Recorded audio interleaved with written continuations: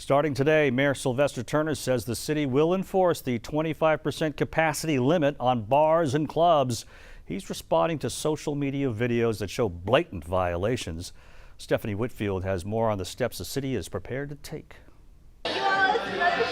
Scattered showers didn't stop people from visiting bars on their first Sunday back open.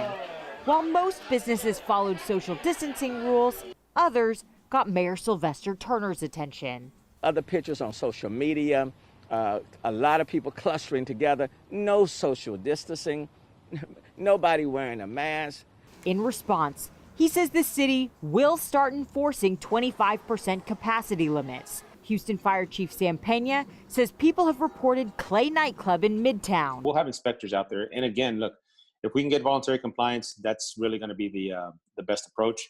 But if for any reason it's overcrowded or beyond the 25% capacity, then we'll take the necessary steps to ensure that we are correcting the situation. The fire chief says they've gotten over 300 complaints about overcrowding since bars reopened Friday. No citations have been issued. Most voluntarily complied when fire marshals stepped in.